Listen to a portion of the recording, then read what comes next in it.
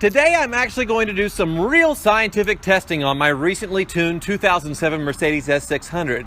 So I'm taking it down to Wichita Dyno to see how much power it's putting out. If you've seen my first video on this car, which I'll link below along with my autotrader.com/oversteer article telling more about my dyno experience, you'll know that I paid $4,500 for this car with a bad motor and sourced another used motor which cost $4,500 to swap. And to sort it all out, I probably spent another $4,500 or a little more. And in the past year, it's been completely reliable. Then I decided to have it tuned for performance. I sent my engine and transmission computers off to a tuning company that claimed a simple reprogramming would make my 2007 Mercedes good for over 600 horsepower and 700 foot-pounds of torque. I got them back and installed them in the car, and I could immediately tell the difference.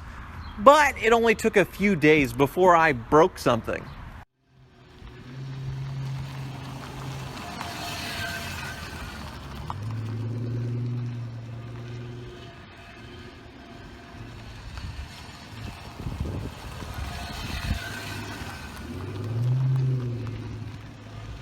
Or so I thought. The next day, the noise coming from the front wheel was gone and never returned. Many suggested I got a rock stuck in the brakes from the poorly maintained road I was driving on, and I guess that's what happened. Or my car has Wolverine's self-healing ability. In my last video, I attempted to get a quarter-mile time, but was using a stupid, useless phone app that didn't work, and I couldn't get traction on the poorly maintained road. Then I thought the car broke, so that test was totally useless. Today's test was going to be way different. Using this advanced dyno machine which transmits to a computer exactly how much power is getting to the wheels. We had some issues getting my hubs to fit the adapter plates, which required me to hit a buddy's salvage yard to find some shorter lug bolts. We then had to figure out how to completely turn the tractor control off, which finally allowed my 5.5 liter bi-turbo V12 to make its run.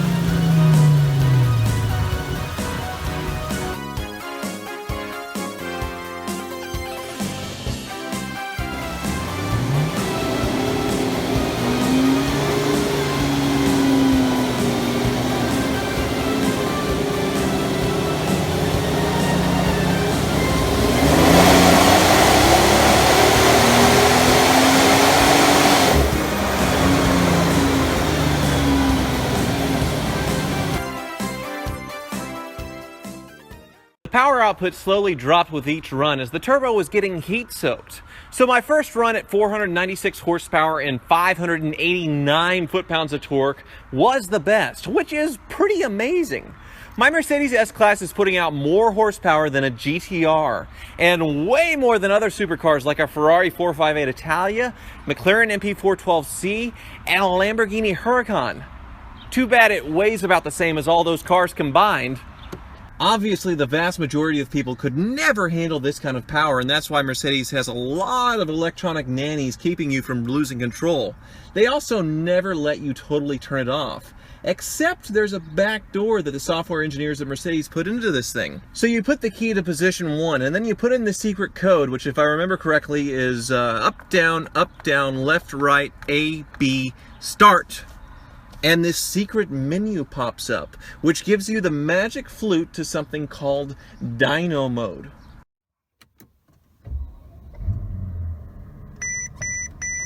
When you engage this, everything turns off.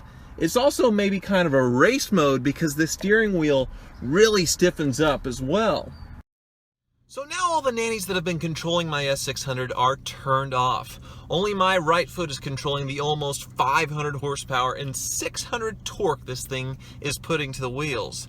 And it's been raining today. I wonder how long before I kill myself. Buckle my seatbelt.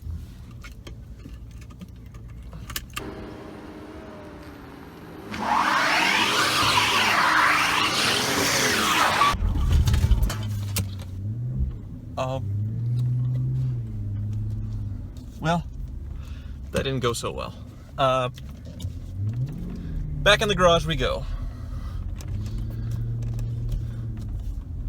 My neighbors love me.